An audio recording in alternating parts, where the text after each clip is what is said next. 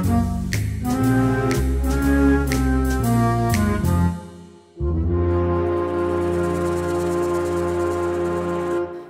til Læsekrogen. Læsekrogen live for 3. gang her på Bølgen. Og i dag er det Sanne Bjerg, som jeg har inviteret. Og velkommen til dig, Sanne. Tak for det. Jeg har glædet mig rigtig meget til, at vi skulle snakke om din bog. Jeg har lovet, da vi fortalte om Læsekrogen live, at vi ville tale om potentielle bestseller og seriøse flops. Og Kasper, hvad siger du? Ja. Sådan, okay. Godt, kan I stadig høre? Godt. Og nu skal jeg ikke foregribe begivenhedernes gang, men vi har fat i en bog i dag, der hedder Fejltagelsernes bog, som Sanne har skrevet, og vi kan godt sige, at det var den svære toer. Så velkommen til dig. Tak for det. Sanne, du startede med at skrive Papaya-passionen, som står her, og så gik der 30 år, før du skrev Fejltagelsernes bog. Og jeg har lidt lyst til at starte et sted faktisk dengang det skete, var det så noget, man tænkte, det her det kommer til at gå over i verdenshistorien som noget, ingen glemmer. Og da jeg læste det her igen, så tænkte jeg, gud, det havde jeg da helt glemt. Så jeg prøver lige at sætte scenen og læse en lille passage fra bogen her, fra den allerførste side, og se om I kan måske huske det. Det foregår i Transithallen, Prag Lufthavn, fredag den 16. april 2010. Jeg ved, at nogen finder trøst i at håbe det bedste. Personligt har jeg aldrig været mere tilbøjelig til at forberede mig på det værste. Altid været mere tilbøjelig til at forberede mig på det værste. Det er derfor, det er så ubegribeligt, hvordan jeg kunne ende her. Fanget i Prags lufthavn af en vulkanaskesky fra Island. I transit mellem Barcelona og Milano. Uden at ane, hvad mit næste træk skal være, eller om Eyjafjallajökull reelt allerede har sat mig skakmat. Lige siden mit fly blev endeligt aflyst ved middagstid i dag, har jeg vandret hvileløst op og ned af gangene i denne sært lammede lufthavn og stirret ud på de groundede fly, der klynger sig sammen som kvæg med ryggen mod vinden. Et uudholdeligt limbo. I dette øjeblik må Leonid være på vej fra Barcelona til den første semifinale i dette års Champions League i Milano på tirsdag. 5 dage fra i dag. Dinho befinder sig hjemme i Barcelona og venter på miraklet. Og jeg, der burde være i Milano for at gøre alting klar til den store rokade, jeg er fanget her i Prag af asken fra en islandsk vulkan. Hvilken absurd ironi efter de mange forberedelser. Det er, som om alle mit livs brikker er blevet fejet af brættet. Jeg ser ikke andet end fejl og mangler. Aner ikke, hvad jeg bør gøre. Jeg kan ikke holde op med at spekulere over, hvad der vil ske med Dinho, hvis han mister denne sidste chance for at blive helbredt. Det er forfærdeligt at tænke på de mulige konsekvenser af min improviserede 2-dages mellemlanding her i Prag. Ikke bare for den stakkels dreng, men for hele bygningen. Hvordan et forkert træk fra min side ikke bare har væltet mig af brættet, men måske betyder, at spillet som sådan er tabt. Så er vi ligesom i gang. Er der nogen, der kan huske den der episode? Er det ikke som om, der var sådan en anden begivenhed efterfølgende, der har slettet den ekstreme situation af hukommelsen? Det var i hvert fald sådan, jeg havde det. Nu fortæller han lidt det her med, at det har konsekvenser for alle i bygningen, og der er noget med en mellemlanding og en stor rokade, og vi er fuldstændig mystificeret. Ingen ved, hvad der skal foregå. Men jeg kan så fortælle, at det foregår i stort træk i en bygning i Barcelona, i en bestemt gade, og man møder en hel masse karakterer. Vi kommer til at tale lidt om et par stykker af dem i dag, nemlig dem, der er involveret direkte i den store rokade. Men vi kan også lige tage og lade dig læse lidt, hvor vi skal møde nogle personer. Hvis du tager på side 21. Jeg skal se, om jeg kan læse lige så godt som dig. Ja. Side 21. Ja, fordi ham vi har mødt her i hovedstaden, eller i lufthavnen i Prag, han er agent. Og det er ikke et hvilket som helst agentur, han har. Han er en agent, der med udgangspunkt i et skakbræt og skakspillet, hvordan det så foregår, kommer man dybere ind i, forsøger at løse sine klienters problemer. Altså han analyserer spillet og foregriber alle begivenheders gang med at regne ud, hvad kunne være fejlene, vi kan begå, og så går vi udenom fejlene. Og det er det agentur, han har grundlagt. Jeg grundlagde oprindeligt mit agentur, fordi mine mange år som skakspiller havde givet mig en særlig indsigt i nødvendigheden af at undgå fejl. Og det gik op for mig, at denne forståelse kunne være til hjælp for mennesker, hvis bane gennem livet igen og igen blev forstyrret af tåbelige fejl. Kernen i min teori er enkel. Livet er et brætspil. Hvert menneske er en brik, der er underlagt visse muligheder og visse begrænsninger. Derfor er noget af det vigtigste i livet at finde sin plads på et bræt, hvor man er i stand til at overskue situationen.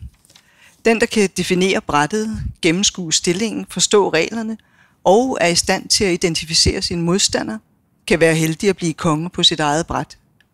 Men selv hvis det viser sig, at man er landet i et parti, hvor man dybest set er bonde eller springer i en andens spil, er det afgørende at kende reglerne til bunds, så man ikke risikerer at blive ofret i den bedste gambit.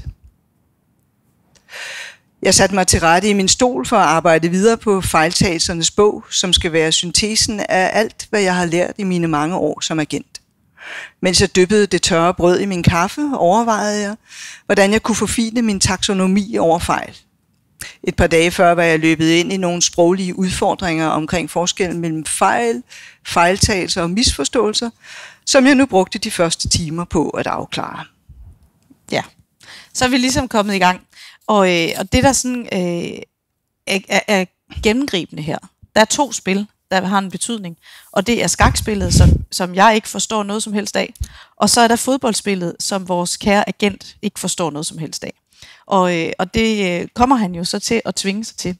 Fordi han møder jo så i den her fantastiske bygning, hvor der bor en masse mennesker. Og nu er det lige, vi kan lige kigge på forsiden her, fordi der er bygningen faktisk, og en hel masse af de hændelser, som sker, er der. Så undervejs, mens man læser, så vil man opdage, at når det er det, han står med en fiskestang for, og sådan noget, så man finder ud af de her ting. Men der er faktisk også en lille hjælp, for vi kan godt sige, der er mange karakterer, og der er mange sidehistorier, og det hele bliver viklet ind i hinanden, og det er derfor, vi hopper lidt frem og tilbage. Men der er faktisk en liste over vigtige personer, og der er også en skits over, hvordan de bor i bygningen.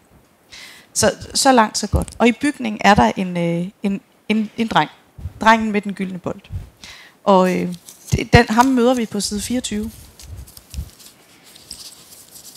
Og der læser Sanne lige lidt. Vi har aftalt det på forhånd. Jeg er forberedt. Hvor langt er det, jeg læser? Det er bare... Nej, der fortsætter jeg lidt, ikke? Eller hvad? Jo, altså herfra. Ja. Og så springer du der. Da Carlo var gået. Det er det. Ja. Da Carlo var gået, blev jeg stående i døråbningen for at trække frisk luft, mens jeg på sikker afstand iagttog børnene på pladsen. En af dem havde ofte tiltrukket sig min opmærksomhed. En letbenet mørk knægt på omkring 10 år, der selv med mit ringe kendskab til fodbold fremstod som den klart dygtigste i flokken. For mig selv kaldte jeg ham drengen med den gyldne bold. Jeg tror, det var hr. Batty fra gavebutikken ved siden af, der havde givet ham den særlige bold. Nu spillede han aldrig med nogen anden, ligesom han altid spillede i en gammel fodboldtrøje med navnet Ronaldinho på ryggen, selvom jeg havde hørt de andre børn kalde ham Dinho. Jeg overvejede, om det måske var ham, der var pladsens konge. Jeg vidste, at han var barnebarn af barmanden Sardi, der så vidt jeg vidste på mange måder var bygningens konge. På den anden side bevægede han sig alt for frit, alt for uforudsigeligt til virkelig at kunne kontrollere brættet. Bolden kunne springe, danse, flyve over en mur og hele tiden trække drengen med sig i en kort snor. Der var tilsyneladende altid lige en ting mere, som han måtte se, om han kunne få bolden til. Det virkede på mig, som om han interesserede sig mere for bolden end for spillet og modstanderne. Ja, og nu kommer bolden så ind i hans agentur, og vi springer lidt længere ned, hvor han er optaget af at gennemtænke. Ja. Jeg var optaget af at gennemtænke de forskellige mulige kombinationer, der kunne vende stillingen til min fordel, da den gyldne bold pludselig kom flyvende ind gennem døren. Opslugt af mit parti lod jeg den ligge, altså et skakparti. Ikke et politisk parti, et skakparti. Opslugt af mit parti lod jeg den ligge, og da det lidt efter puslede, gik jeg ud fra, at det var denne Dinho, der havde taget mod til sig og var kommet for at hente sin bold. Jeg havde længe haft lyst til at høre, hvordan han selv opfattede de mange sære spil, han spillede. Men jeg havde aldrig vidst, hvordan jeg skulle overvinde den mur af modvilje, som børnene havde bygget omkring mig. Uden at jeg kunne gennemskue, hvorfor, var det tilsyneladende blevet mig, der var den uhyggelige gamle mand, der måske skal være i alle børns mytologiske kortlægning af deres nabolag. Nu sad jeg helt stille med hovedet bøjet over skakbrættet og overvejede, hvad jeg kunne sige, der ikke ville få ham til at løbe ud af døren. Undskyld mig, sagde en lys stemme. Tag du bare bolden, sagde jeg. Tak, drengen turde ikke selv gå ind. Overrasket løftede jeg blikket og fik øje på en spinkel ung mand med halvlangt sort hår, jeg aldrig havde set før. Med en vadsæk over skulderen og en stor pose appelsiner, stod han midt i rummet med den ene fod på den gyldne bold. Han mener, de er en trold, grinede han og så sig nysgerrigt om i mit kontor. Jeg er agent, sagde jeg mekanisk, hypnotiseret af appelsinerne, som jeg havde længtes efter hele dagen. Det må være et tegn. Jeg er netop på udkig efter en agent, sagde den unge mand og fortsatte, mens han satte sin vadsæk på gulvet. Jeg er lige ankommet med båden fra Mexico. Vil de have en appelsin? Sagde han og trak en op af posen. Jeg skulle lige til at forklare, at jeg aldrig tog imod nye klienter uden forudgående aftale, men i lyset af, hvordan forretningen var slået af på det seneste, måtte jeg hellere benytte mig af muligheden for at skaffe en ny klient, sagde jeg til mig selv, og tog imod appelsinen. Den duftede himmelsk. Mens jeg skrællede den omhyggeligt, fik den unge mand øje på mit skakspil. Uden et ord gik han hen til brættet, studerede stillingen et øjeblik og tog sig med et rask tag og rykkede den sorte. Altså den forklaring om, at det er et mærkeligt... Det bræt, han spiller på, er et, som man kan få i Barcelona, hvor de hvide brikker er Barcelona-farvet, altså rød og blå, og de andre er Real Madrid. Spiller mod hinanden. Så i det her tilfælde blårøde springer. I dette tilfælde blårøde springer til D3, hvorved hvid blev mat. Det træk, jeg havde prøvet at komme i tanker om hele dagen. Kendte du opstillingen, spurgte jeg forundret. Nej, det så bare ud, som om det ville være det bedste angreb, svarede han og smilede til mig. Smart måde at træne taktik, sagde han og pegede på skakbrættet. Vil de være min agent? Jeg vil gerne spille for FC Barcelona.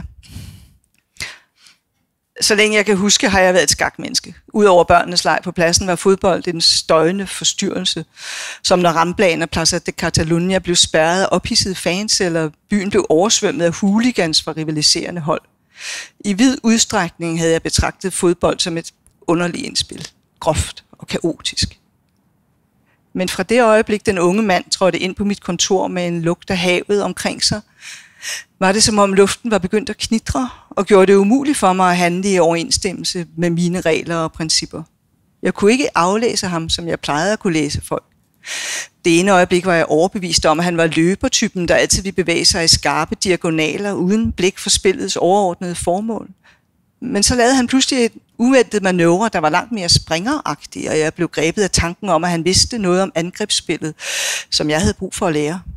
Jeg kunne kort sagt ikke gennemskue, om jeg skulle betragte ham som en mere eller mindre gavnlig brik på min side, eller om han tværtimod var en potentiel og muligvis farlig modstander. Mit navn er Leonid Maria Braun, sagde han og rakte mig hånden. Er du noget imod, jeg kalder dig Leo eller Leon, spurgte jeg, da det generede mig at blive mindet om Brezhnev og den russiske invasion, der havde lagt mørke skygger over min barndom. Jeg ville være meget smiret, hvis de kaldte mig Leo. Det er et godt tegn, sagde han med eftertryk. Det var ikke første gang, nogen havde taget fejl af mit agentur. Som regel havde folk taget det for et agencia de investigation, men lejlighedsvis også agencia de intelligentsia, agencia de viajes, eller ligefrem et agencia de servicios de campaña. Og selvom ingen af disse kommer bare i nærheden af de særlige tjenester, mit agentur har at tilbyde, har jeg mere end en gang haft held med at skaffe mig en ekstra indkomst fra disse misforståelser. Men jeg gad godt vide, hvad Leo egentlig så den dag sidste år. Selvfølgelig kunne han ikke ane, at hylderne med Barca t-shirts og trofæer på mit kontor ikke var udtryk for, at jeg havde en særlig tilknytning til FC Barcelona, men blot var symptomer på, at såvel hr. Battis gavebutik som hr. Sartis fodboldbar led under en konstant mangel på lagerplads. Men hvad var det ellers, der gjorde ham så sikker på, at jeg skulle være hans agent? En hver anden, der bare var en lille smule skeptisk, ville have bemærket støvet i hjørnerne, de upudsede vinduer, mine blankslidte bukser, mit fedtede hår, den dårlige barbering, skidtet under neglene. Alle de tydelige tegn på, at økonomisk succes ikke var en nær bekendt. Men intet af dette gjorde tilsyneladende indtryk på Leonid. Han så den dedikerede, erfarne, lokale agent, der kendte alle hjørner af branchen. En, der ikke var i spillet for de hurtige penges skyld. I stablerne af papir på mit bord så han professionalisme og en blomstrende forretning. Og bunkerne af løsdele til de modeller, jeg byggede for mine klienter, så han som tegn på et tæt program og vigtige prioriteringer. Kort sagt, han så, hvad han ønskede at se, og han så det, jeg ønskede at være. Ja. Så er vi ligesom i gang. Så nu har vi vores hovedperson, agenten. Han skal til at være agent for en fodboldspiller, som ikke bare vil i gang med en karriere, men han vil ind på holdet FC Barcelona. Og nu skal han så i gang med at lære reglerne, spillets regler. Og hvad gør han så med sin fejltagelsernes bog undervejs? Jamen, den lægger han jo til side en overgang, fordi det her projekt, som er forførende og anderledes, og river ham ud af sin vanlige kontrolverden, det griber ham jo totalt. Ja. Tanken om at gøre det rigtige for den her unge mand, griber ham så meget, så han egentlig lægger alle sine andre projekter til side i en lang periode. Fordi han er en målrettet mand, og han vil gerne undgå fejl. Og derfor så starter han med at gå ned på biblioteket og læse en bog. Ja, hvordan er fodbold? Hvad går det ud på? Hvordan spiller man fodbold? Hvad handler fodbold om? Og der for eksempel kan han jo blive interesseret i det, som på spansk hedder faltas, altså straffespark. Hvad hedder det? Jeg kan ikke engang selv huske, hvad det hedder på dansk. Men hvor man bliver dømt. Så der begynder han at prøve at forstå, at der også er nogle regler på den der fodboldbane, hvor han egentlig bare har hørt støj indtil da. Ja, han har altid syntes, det var bare et grotesk spil, og så modvilligt bliver han draget ind i det. Men ud over spillets regler, så er der jo også de uskrevne regler, det der foregår rundt om, fordi det er jo måske i virkeligheden det støjen, det bliver han jo også lidt en del af. Fordi det er der jo nogen, der godt ved. Fodbold, det er jo en social ting. Det er jo ikke bare et spil. Der foregår noget, der hedder tredje halvleg blandt andet. Og der er noget på side 39, hvor vi får lidt af stemningen med i sådan en bar i Barcelona, når der er en af de store kampe. Som jo er et af de steder, hvor jeg selv blev forført. Ja. Så det her er grundlæggende den første gang, at hovedpersonen ser en fodboldkamp i den bar, som ligger i den bygning, hvor han har boet i 10-20 år på det tidspunkt. Rummet sidrede, jeg stirrede på skærmen. Så vidt jeg kunne se, var det her spil så blottet for regler, at det næsten ikke kunne regnes for et spil. I stedet blev jeg grebet af at iagttage, hvordan barns stamkunder mekanisk drak den ene øl efter den anden med stive øjne på skærmen. Barca, Barca, Barca! Råbet fyldte rummet. Et minut senere var det svært at undgå at blive ramt af en af alle de arme, der røg op i begejstring og faldt skuffet ned igen. Jeg håber, min far ser det, sagde Leonid, da en hurtig lille fyr med halvlangt hår og navnet Messi på ryggen havde bolden. Det slog mig, hvor meget han lignede Leonid, men hvilke konsekvenser det kunne få, havde jeg ingen mulighed for at forudse på det tidspunkt. Er der nogensinde nogen, der har hørt, hvad Messi koster, spurgte hr. Lopez. Nej vel? Ved I hvorfor? Fordi han er noget så enestående som et hjemmedyrket talent. Not for sale. Det er bare sig selv. Ikke som alle de andre, der altid er på udkig efter en bedre kontrakt.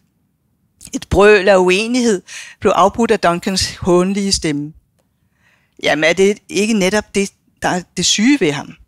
Er han ikke bare udtryk for den perverse menneskehandel, som international fodbold er udartet til? Find en vandskabning, opdyrk ham med piller og gør ham til en afhængig idiot, der er stavnsbundet på livstid. Hr. Lopez sprang frem og greb fat i Duncans skjorte, mens hans hund hoppede hysterisk op og ned med blottede tænder. Er du rablende vanvittig? Barca tog ham under sine vinger og hjalp ham til at vokse, på trods af hans hormonfejl, eller hvad det var. Det gør ham ikke afhængig. Det har gjort ham taknemmelig, og er, hvad det har. Og er. Det er, hvad det har. Det er, hvad det har. Hvad står der der? Det har gjort ham taknemmelig, er, hvad det har. Det er virkelig mærkelig formulering. Ja. Der er en stor forskel, men det kan du nok ikke se. Cassandras fløjte skar gennem alle trommehinder. Se kampen, fjolser! I samme øjeblik havde en sort fyr et skud tæt på mål, og både Leonid og Dinho klappede anerkendende. Eto'o er bare en af de bedste, sagde Dinho med et nik mod den sorte fyr. Jeg skyndte mig at skære nogle bidder af fru Sardis saftige kyllingelår, mens Kropotkin forklarede Leo kampens politiske aspekter. Se på dem, de fascistiske marings. Svanser rundt, som om de ejede hele verden, selvom de ikke har styr på noget som helst. Hvorfor er det de forbandede madridister altid vil kontrollere alting, råbte Kropotkin, der var iklædt et par korte fløjtsbukser og en falmet pilotjakke, som måtte være et levn fra borgerkrigen. Er det ikke bare sådan, det er med centralister? De kan mærke, at kunst er revolutionær, og så går de per automatik i gang med at bekæmpe den, svarede G.O. Jeg går ud fra, at den hætteklædte skaters rigtige navn er George, men han bliver aldrig kaldt andet end G.O. på grund af hans påfaldende lighed med George Orwell. Jeg har en mistanke om, at Kropotkin ikke altid er 100% klar over, at G.O. ikke er den George Orwell, som han kendte under borgerkrigen. Hverken det skateboard, som den unge fyr altid har ved hånden, og konstant piller ved, når han er stresset, som for eksempel under denne kamp, eller den mængde af tatoveringer, der dækker hans krop, synes at få Kropotkin til at overveje sin vens identitet. Og G.O. ser tilsyneladende ingen anledning til at opklare misforståelsen. Visca Barça, visca Catalunya, råbte han og skålede med Kropotkin. I samme øjeblik hoppede en af Madrid-spillerne op og hættede en bold lige forbi den skaldede Barcelona-målmand, så de kom foran 1-0. Publikum i Madrid var begejstret, mens baren et øjeblik blev helt stille. For så at tale videre, som om intet var hent. Tale videre om alt andet end kampen. Coutinho så modløs ud, og jeg forstod, hvorfor Cassandra plejede at holde ham fra baren, når der var kamp. Men det varede ikke mange øjeblikke, før baren igen blev fyldt af Visca Barça-råb. Alle sprang op. Herr Lopes hund gøede som en rasende. Speakeren på tv gik berserk. Titi Henry, goal, goal, goal. Sekunder efter så jeg endnu et mål blive scoret.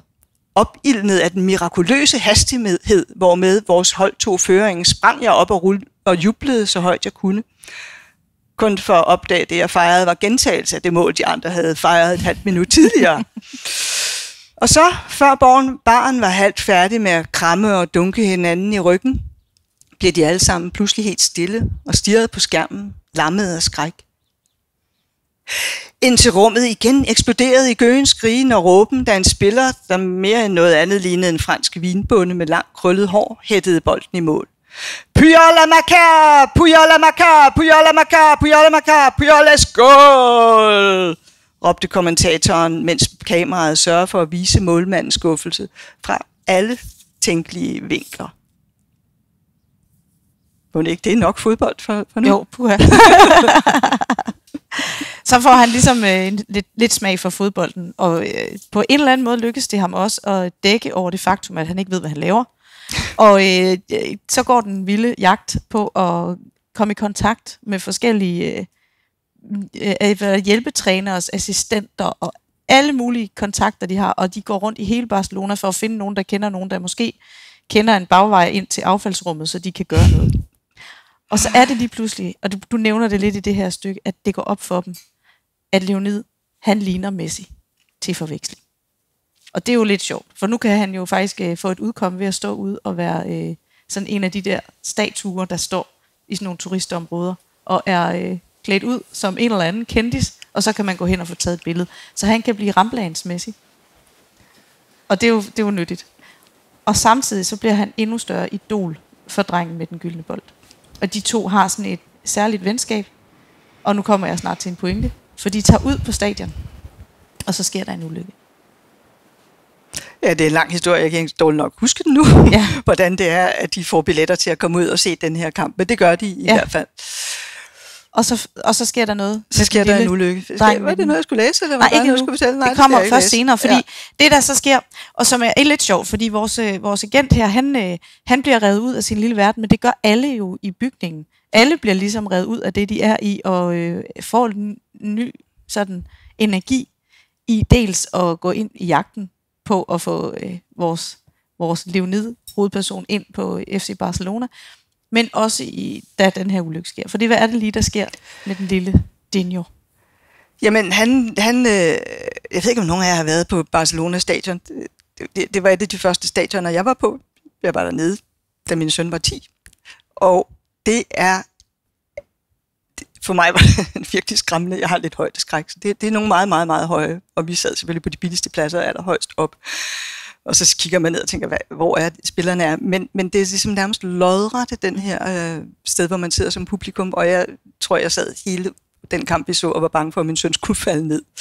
Og det er så en af de ting, hvor det så er naturligt, når jeg så forestiller mig en 10-årig dreng ude og se en kamp der, så vælter han ned af de her mange trapper og får en skade på sit ben, og det bliver så en forfærdelig historie, som kommer til at styre meget, hvad der sker den anden halvdel af bogen. Ja, fordi det sker sådan, når vi er halvvejs, og så kommer den lille dreng til skade, og hele bygningen begynder at interessere sig for, hvordan vi nu skal få ham på ret køl igen. Og altså Leonid, han er også noget tynget, for det var ham, der har haft ham med på stadion, så han føler, det er hans skyld, og han bliver jo helt deprimeret og bliver ulykkelig, og alle midler gælder for at få drengen rask igen. De opsøger helende kilder, og det virker ikke, og så hver gang der er noget, der ikke har virket, så bliver de alle sammen endnu mere deprimerede og endnu mere ked af det. Men til sidst så er der nogen, der finder en løsning, fordi der sker nemlig noget. Finder en løsning? Ja, får en idé. De får en idé til en løsning, fordi de opdager, at Messi har helbredende kræfter. Altså det er jo sådan set fru Sardi, hende som det er et par, der hedder Sardi, som har barn i huset, og hun har hele tiden en ting med at sælge helgenkort. Altså sådan nogle kender fra katolske kirker, ikke? Så er der sådan et Frans af Assisi eller forskellige ting.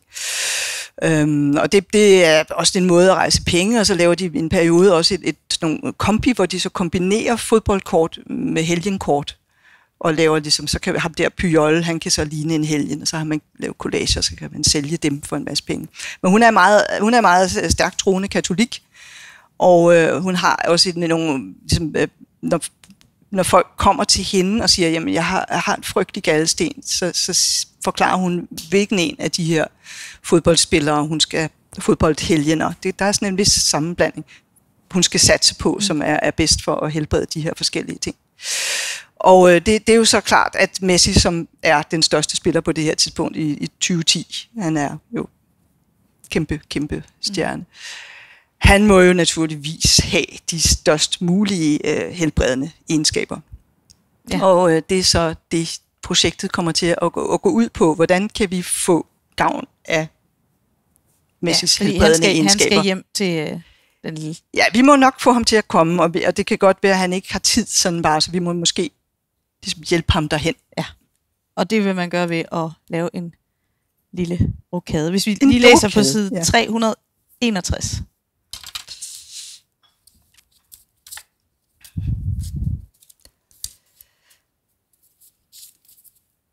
Det er jo også det, der er det smukke ved planen.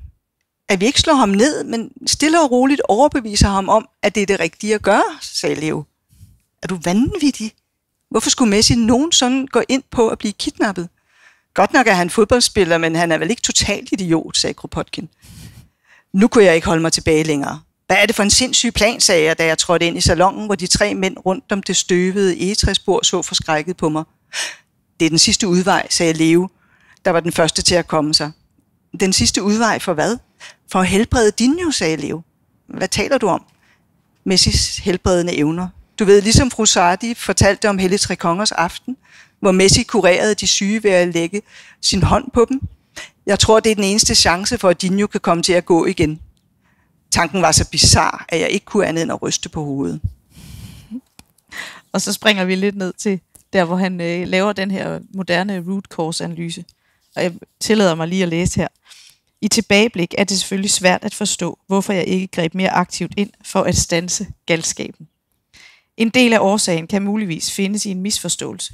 En misforståelse, der må tilskrives en sproglig særhed, som jeg ikke var bevidst om på det tidspunkt. Det drejer sig om ordet illusion. Ordet havde altid forvirret mig i Barcelona. På tjekkisk, ligesom på engelsk, er det entydigt. En illusion er noget, der ikke er virkeligt. Et produkt af fantasien eller en tryllekunstners manipulation. Men på spansk har jeg omsider lært, kan ordet illusion også bruges til at beskrive håb eller drømme eller fremtidens løfter. En realiserbar drøm altså. Så når Leo sagde, det er min illusion at kidnappe Messi, betød det noget helt andet for ham end for mig. Og så kan vi nok godt regne ud, hvad det er, der er problemet, da vi nu befinder os i lufthavnen i Prag, og man er strandet i en askesky midt i den store rokade. Nu vil vi faktisk ikke fortælle så meget mere om bogens handling, fordi så er plottet, altså udover at der er jo ufattelig mange små sidehistorier og sideplot, så er det de store linjer. Det er det her. Og nu sagde jeg før det der med seriøse flops, fordi du havde 30 år imellem bog nummer 1 og bog nummer 2. Og så kom den her, og den kom jo på et fint og fornemt forlag. Ja. Og hvad skete der så? Ja, men altså jeg havde... det er faktisk lige gået et skridt tilbage, fordi jeg havde... som sagt, jeg var i Barcelona med min søn, da han var 10, og der blev jeg grebet af det her fodbold, og tænkte, det har jeg lyst til at skrive en roman om. Og så fik jeg nogle legater, og boede i en legatbolig et stykke tid, og gik rundt for at finde ud af, hvordan kan jeg skrive om fodbold. Og så en morgen kom jeg ud fra det mørke gamle by, og ud på promenaden, hvor solen er, og så var der den her stemme på engelsk, som talte med en mærkelig accent, og som talte om you have to have an agency. Altså, man er nødt til at have et mål i tilværelsen. Og det var så den her agent, Krakowiak, den her person, som ligesom tog form ud af det, og han talte så desværre engelsk.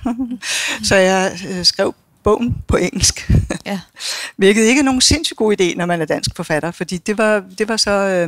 jeg havde en agent, men det var virkelig svært. Det var så også en joke med det. Jeg havde en litterær agent, det er jo noget andet end en fodboldagent, som forsøgte at få den solgt til engelsksprogede forlag. Det er virkelig svært, når man er dansker. Så det endte med, at han fik mig en kontrakt med Lindhardt og Ringhof, og jeg så skulle skrive bogen om. Men agenten her, min agent, var overbevist om, at det ville blive en bestseller. Han var fuldstændig 100% sikker på, at det her var materialet til en international bestseller. Så jeg havde virkelig højt forventningsniveau, da den så endelig kom i februar 17. Men af uklare årsager, så kom der ikke nogen anmeldelse i Politiken. Og der bliver det så meget tydeligt, hvor er bogkøbere og læseres opmærksomhed. Og den er på Politiken. Så selvom bogen fik en fantastisk anmeldelse i Information, så... Ja, og på litteratursiden. Og alle mulige andre steder. Ja, men selv aviser bare, ikke, var der rigtig gode anmeldelser, men der var ikke et ord i Politiken.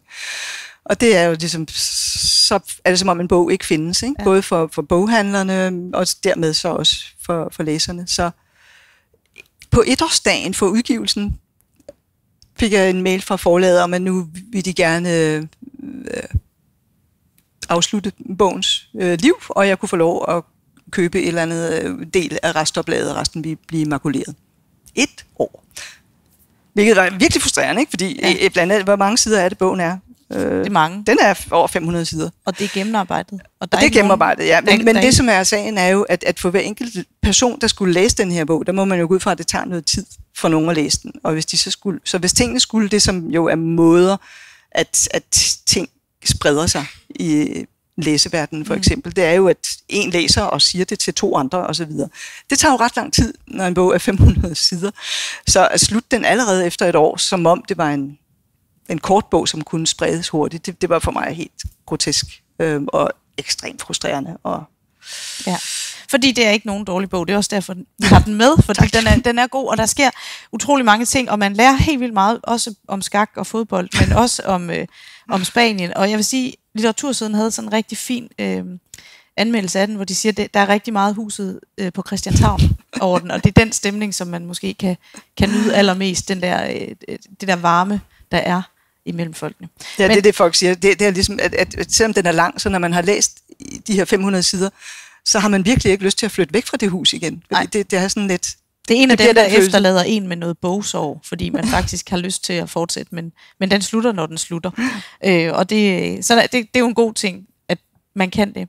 Men nu vil man sige, kom det som en overraskelse, at det var sådan bogmarkedet havde været, fordi tilbage til etteren og Papaya-passionen, som var en debutant succes for dig. Prøv lige at tage, nu skal vi lige 30, hvad er det, 86, 87? Den er velkommen i 87. Er det 88? 87? Nå, men det må være 87, for det er 30 år. Ja, så 17, det var 30 år. Vi kan regne tilbage. Det var 87. Og der har du en succes med Papaya-passionen.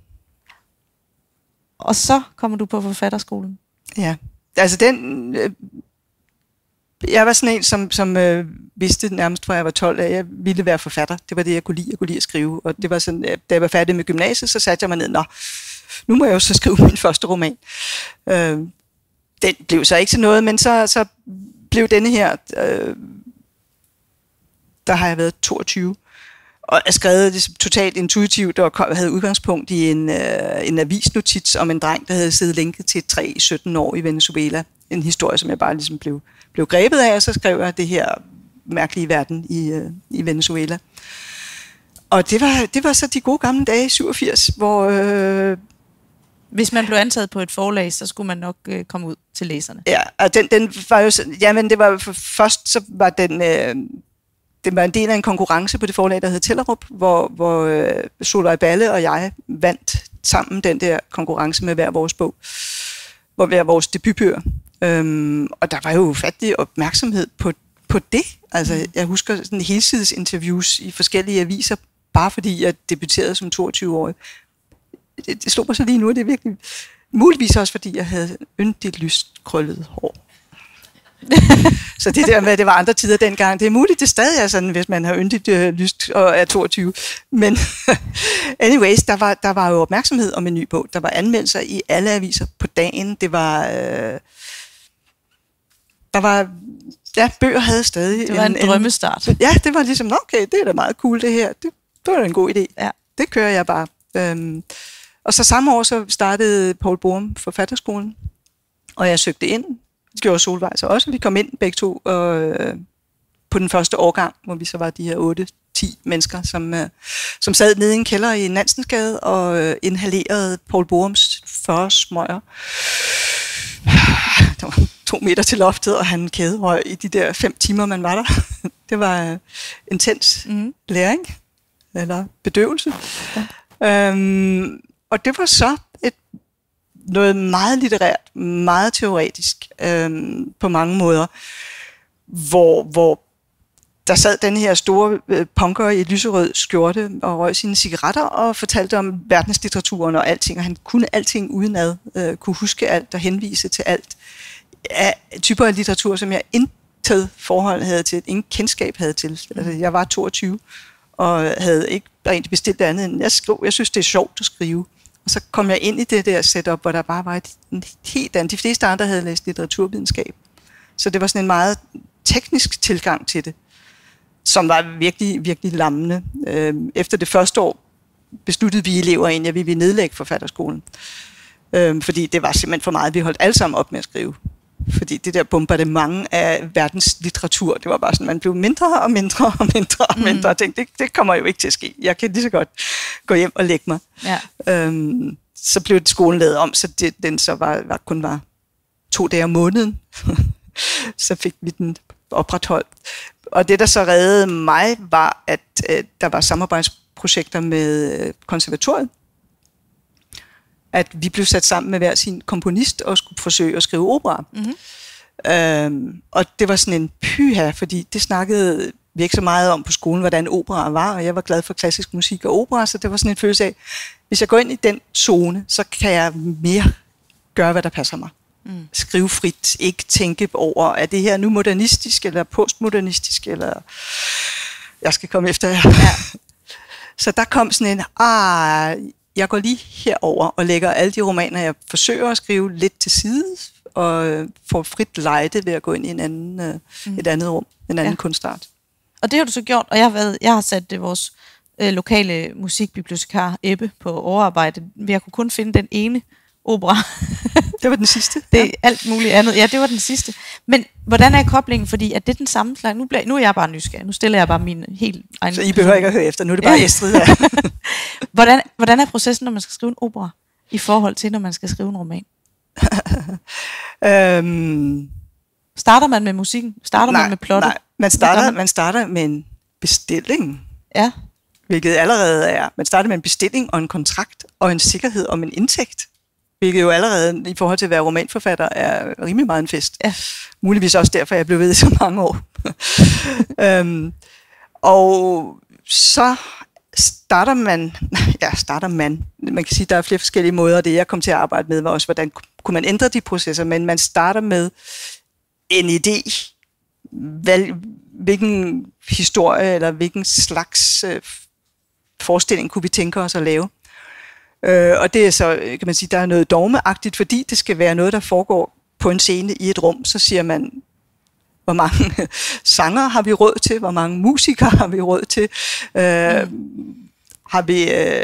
satser vi på, at der skal være en pause, så den skal have en varighed af den art, eller skal det være en akt, så skal den kun være. Så på den måde er det sådan meget, man får i virkeligheden sådan en bestillingsliste. Okay, du får 3 sange og 7 musikere og en time. Hvad vil du gøre med det? Og så for mig var det spændende, og i virkeligheden også måske det, der var rart, fordi der var jeg stadig der i begyndelsen af 20'erne, og måske var det lidt hårdt at allokere sig selv til at sidde alene og skrive romaner allerede på det tidspunkt.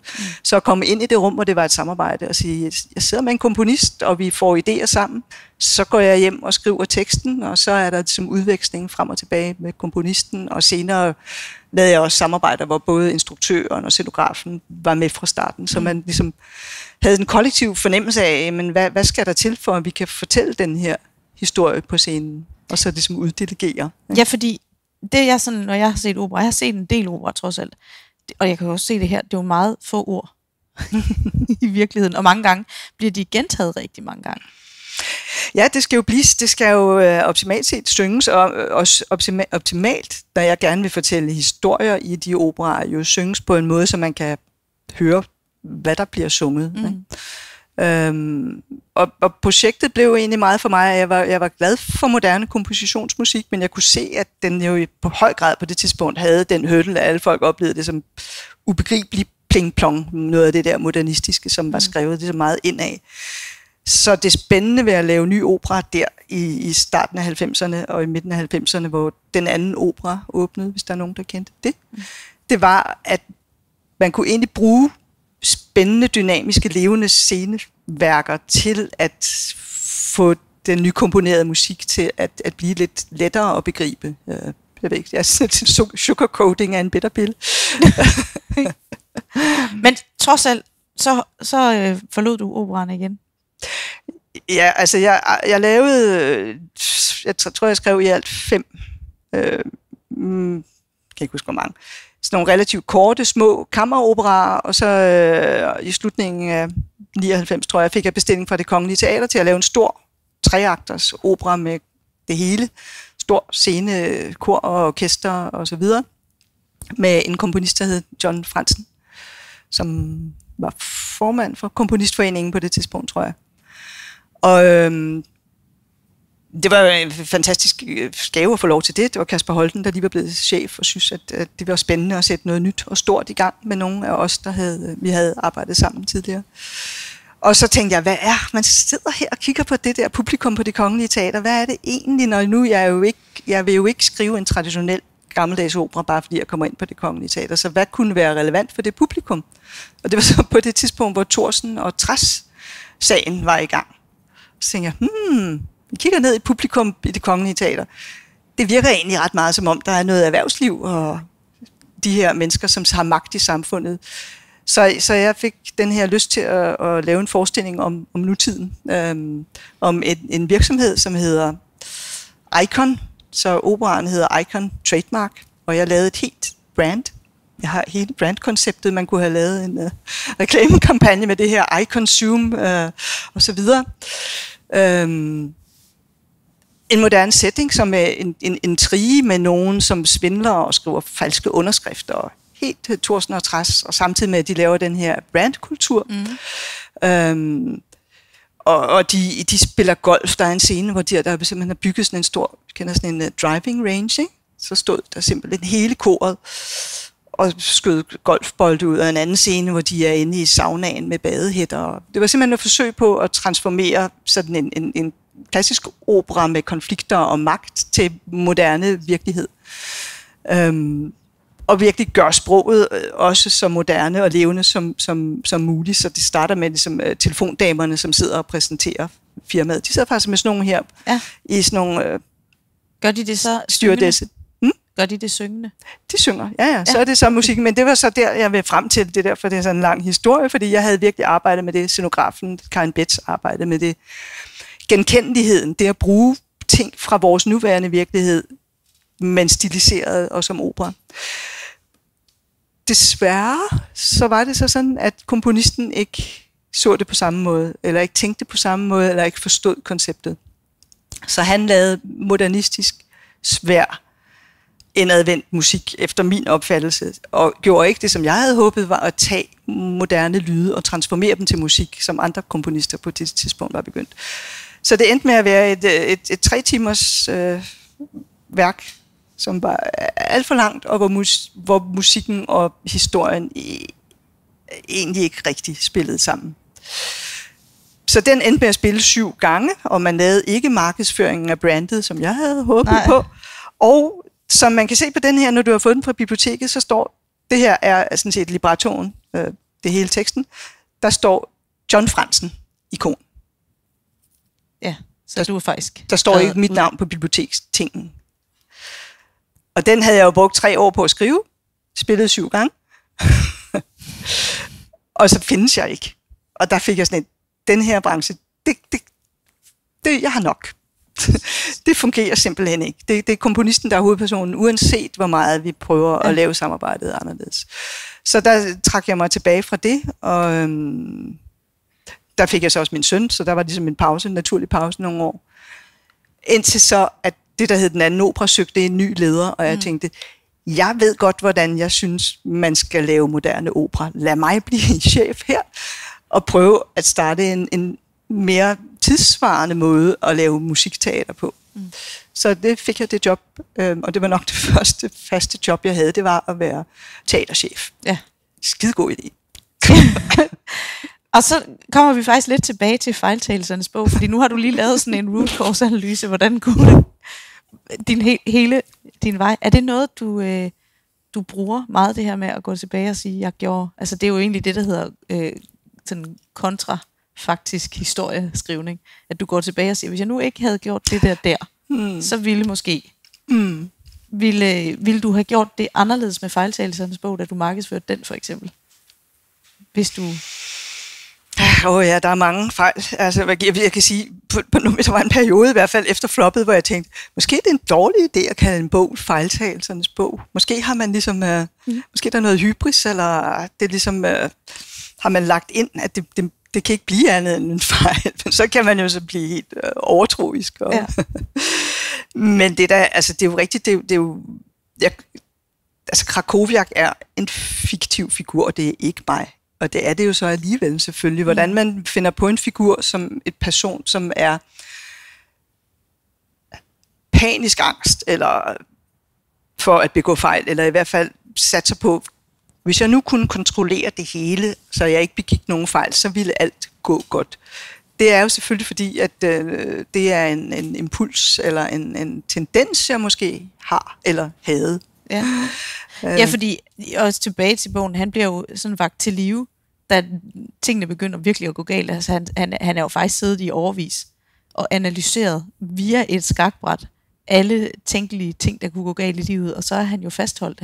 Der sker jo aldrig en skid, kan man sige. Og lige pludselig så tager han nogle chancer og lader være at analysere på forhånd og følger det, der sker, og han får indhold i tilværelsen. Og der er også nogen i karakteren, der bliver virkelig frisat efter, efter alt det her, det begynder at ske. Men er livet bedre for ham der? Er han ikke helt i panik? Jamen, han er jo i panik en overgang, og det er jo derfor, hans proces, når han sidder i den her lufthavn og prøver at finde ud af, hvordan kunne jeg ende her? Ja. I betragtning af, hvor meget jeg har forsøgt at kontrollere spillet og sørge for ikke at lave fejl. Så er det bizarrt lige pludselig at sidde i en lufthavn og være på vej til at kidnappe en fodboldspiller i Milano. Så hans undersøgelser er der er han i panik. Men så det, der så sker i spoiler. Ja, nej, i kidnapningen, eller hvad det nu er, der sker. Rokade. Den store rokade. Og da han kommer tilbage til Barcelona, efter det hele er sket, og der sker vanvittige ting videre, det bliver sådan set mere og mere grotesk, hvad der foregår, men samtidig er det, der sker for ham psykologisk, og det er jo, altså for mig er det her en psykologisk roman. Ja. Jeg ved godt, den handler også meget om fodbold og skak, men det er mest i virkeligheden som metaforer for mig, for forskellige måder at forholde sig til verden netop. Ikke? Er livet et spil, hvor vi er modstandere, og den ene skal vinde over den anden, og vi kan kontrollere og undgå fejl. Eller er det i virkeligheden nogle meget mere dynamiske og levende processer? Og sådan som han lever, før levenligt kommer ind af hans dør, det er ekstremt. Altså han har rutiner for alt. Det ville hedde OCD nu, ikke? Der er ingen diagnoser i hans verden. Det er jo meget befriende. Ja, fordi han er så bundet op på alting, men han tager også ansvar hele tiden. Han tager ansvar, men for at kontrollere alting, ikke? Og for at være sikker. Altså, så han har hele tiden set jo så mange træk frem, som man gør, når man jo bedre skakspiller, jo flere træk har man jo set frem, eller følger nogle faste men det er jo også, man har jo nu siger du selv OCD, man har jo den der følelse af, at han føler, at verden vil bryde sammen, hvis han kommer til at begå en fejl, så derfor gør han, hvad han kan for at tænke sig frem til, hvor fejlene kan opstå, således at de ikke sker. Og det er jo i virkeligheden der, han er så bundet.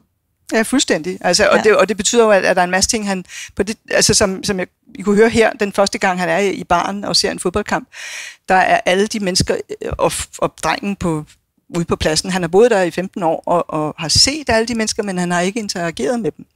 Han har levet sit eget liv i sådan nogle baner, ligesom, hvor han nærmest skulle sørge for at undgå andre mennesker. Og det, der så sker ved, at han involverer sig efter levenligt er kommet som sådan en katalysator, der sætter alt muligt i gang, det er, at han begynder at involvere sig på alle mulige måder og tage chancer og risikere. Han tror i starten, at han stadig styrer det, men det, der sker, er, at tingene jo får deres eget liv.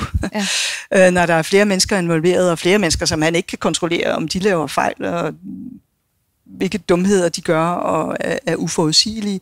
Så det, der for mig sker i den bog, man kan sige, den psykologiske ting, er at en befrielse fra at tro, man kan kontrollere, til at overgive sig til det mere flydende, kaotiske ved at være forbundet med andre mennesker. Og det er for ham, han har det absolut bedre. Han er en del af noget levende bagefter. Og egentlig også meget tydeligt manifesteret, da han ender i den der...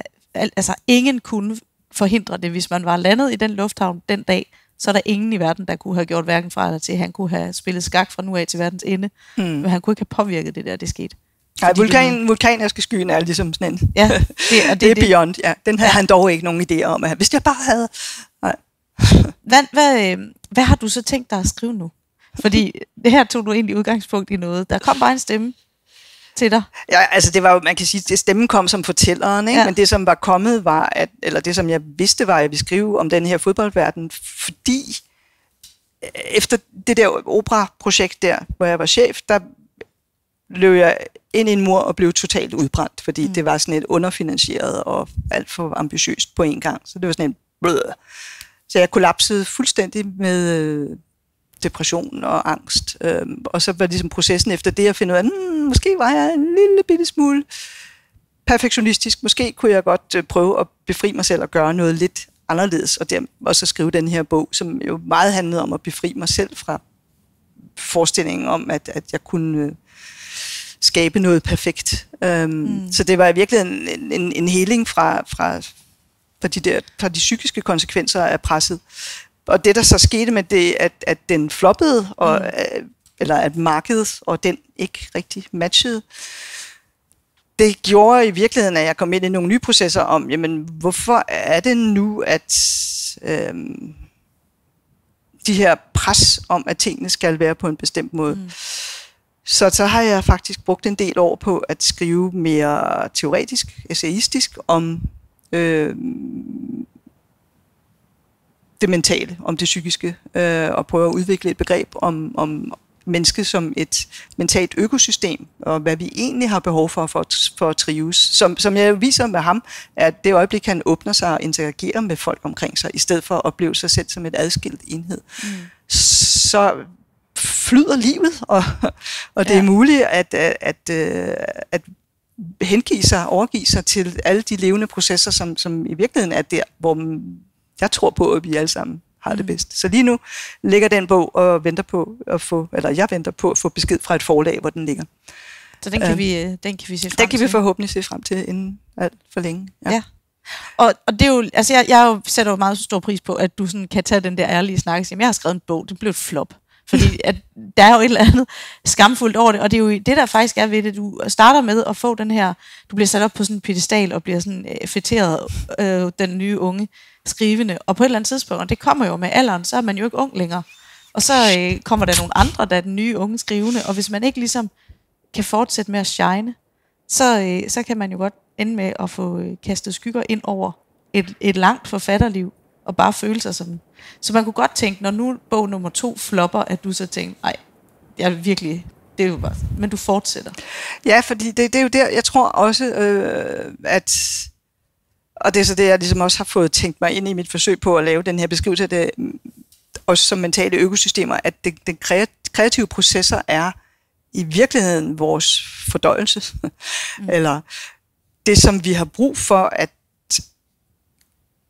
gå ind i for at fordøje, hvad tilværelsen gør, eller hvad der sker i ens liv. Det er det for mig, og jeg tror i virkeligheden, at hvis det var noget, vi lærte alle sammen at finde kanaler for at kreativt bearbejde, hvad vi udsættes for, så er det en måde, man kan bevæge sig videre og sige, det skete, nu må jeg tænke over det, føle med det, udtrykke det på de måder, jeg nu kan, og så bevæge mig videre. Og for mig er det blevet sådan, at det er jo det handler om.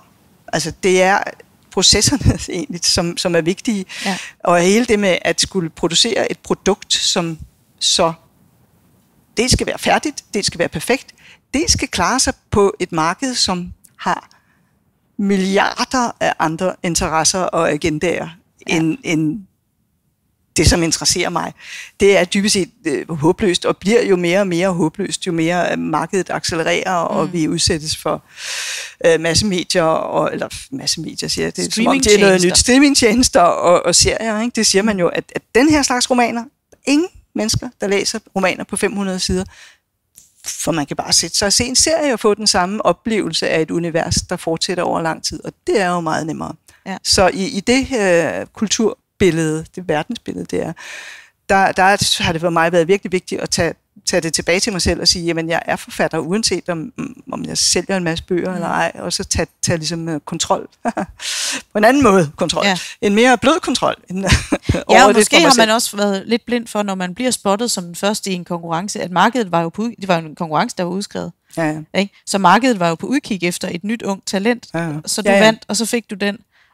Men der føles det lidt, altså der skal du ikke sætte så meget ind, det er lidt, hvad man siger, effortless. Du skal ikke gøre så meget for det, og markedet har ændret sig på 30 år. Fuldstændig, ja. Så nu er markedet jo slet ikke på udkig efter en god roman, nu er markedet på udkig efter en kendis. Hurtig roman. Ja, en kendis, der skriver, ikke? Ja, præcis. Ja. Så uden at nævne nogen navne. Ja, nå, men tak. Så det er, men det var bare så det for at sige, at tage kontrollen over mit eget arbejde.